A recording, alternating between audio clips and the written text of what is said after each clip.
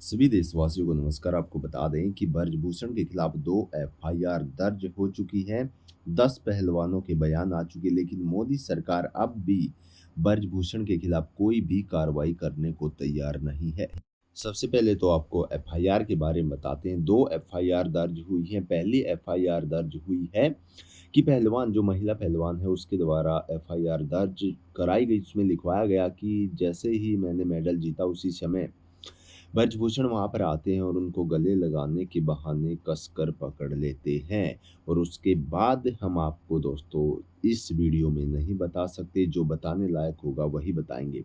दूसरी जो एफआईआर दर्ज हुई है वो एफआईआर दर्ज हुई है जो महिला पहलवान थी उसके पिताजी के द्वारा। वो जो सेकंड एफआईआर है वो दर्ज की गई है। उसने भी इसी प्रकार का बयान जारी किया गया है। लेकिन जो 10 जो पहलवान महिला पहलवान हैं जिन्होंने अपने बयान जारी किए गए, उनके पहलवान हम आपको एक-एक करके इस वीडियो में बताने वाले हैं। जो पहली महिला पहलवान के बयान आए हैं वो क्या है? उन्होंने कहा कि एक दिन जब मैं एक रेस्तरां में खाना खाने गई थी, तब आरोपी ने मुझे अलग खाने की टेबल पर बुलाया। उन्होंने बिना मेरी इजाज़त के मेरी छाती पर हाथ रखा और फिर पेट तक हाथ ले गए। मुझे यकीन नहीं हो रहा था, वह वहीं नहीं रुके, फिर से मेरी छाती पर हाथ ले आए और उसे पकड़ा। उन्होंने 3-4 बार ऐसा किया। ब्रजभूषण के ऑफिस में भी ऐसा हुआ। पीड़िता ने बताया, उन्होंने मेरी हथेली, घुटने, जांघ और कंधों को बिना मेरी मर्जी के छुआ। मैं उस समय काँप गई थी। जब हम बैठे थे तो उन्होंने अपने पैर से मेरे पैर छुए। इसके बाद वह मेरी सांसों को चेक करने के लिए मेरी छाती से लेकर पेट तक हाथ फेरने लगे। वह केवल मुझे छूना चाहते थे।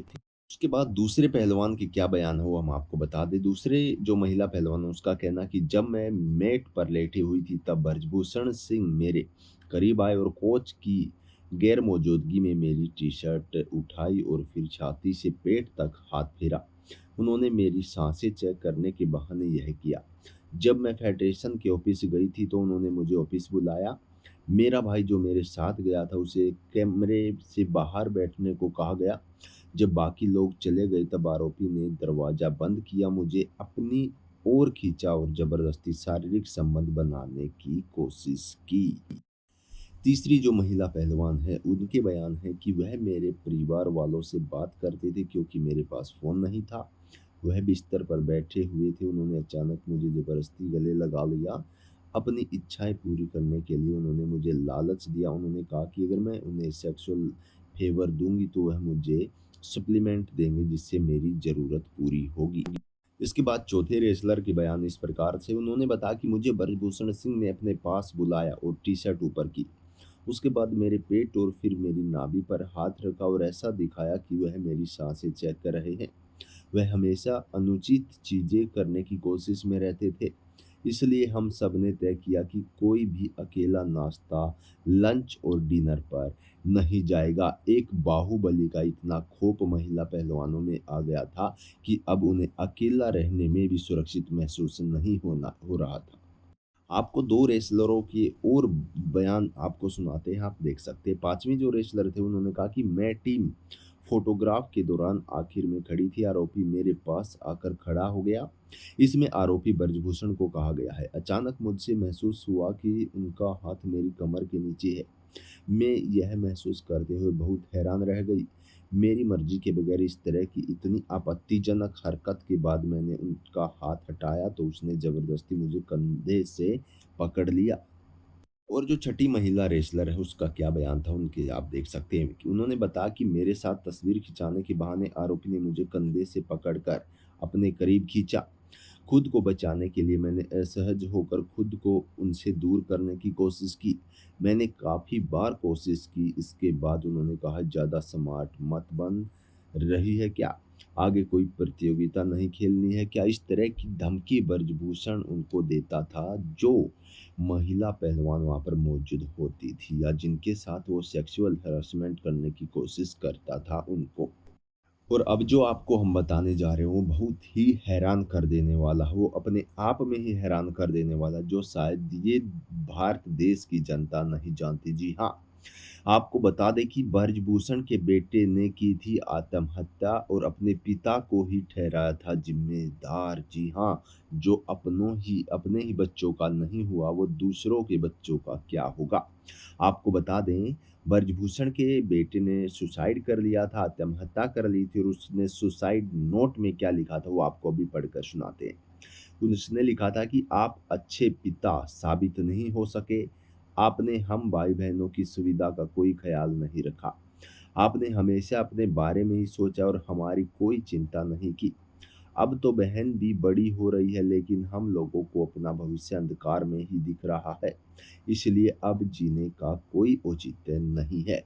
जब कोई भी पिता अपने बच्चों का नहीं हुआ, तो इस देश के जो महिला पहलवान हैं, जो और अन्य रेसलिंग प्रतियोगिता होती है उसमें जो पहलवान आती हैं, उनका ये दरिंदा कैसे होगा?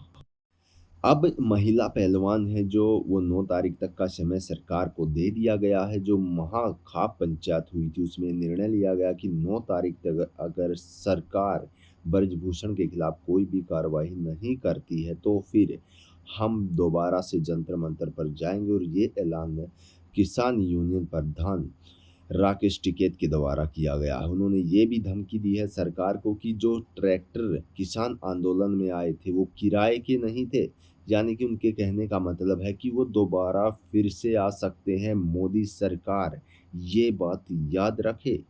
देश की समझ में एक बात नहीं आ रही, क्या बृजभूषण के खिलाफ कार्रवाई करने से मोदी डरते हैं? क्या बृजभूषण को कोई ऐसी सच्चाई पता है जिससे मोदी को डर लगता है?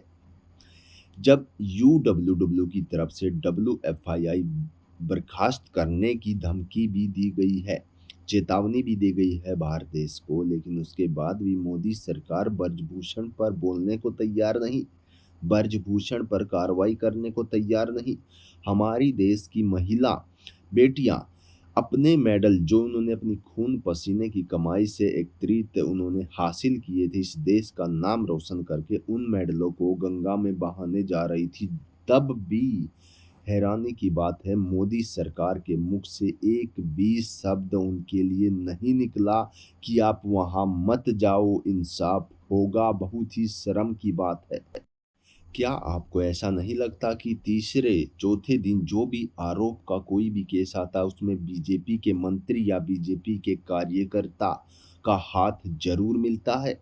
कोई भी सेक्सुअल हरासमेंट से लेकर लड़कियों के साथ बदसलूकी का कोई भी वीडियो सामने आता है, किसी भी प्रकार का कोई केस सामने आता है तो उसमें या तो बीजेपी का कोई भी कार्यकर्ता होता है या बीजेपी का खुद नेता होता है, जिसको बचाने में फिर मोदी सरकार लग जाती है।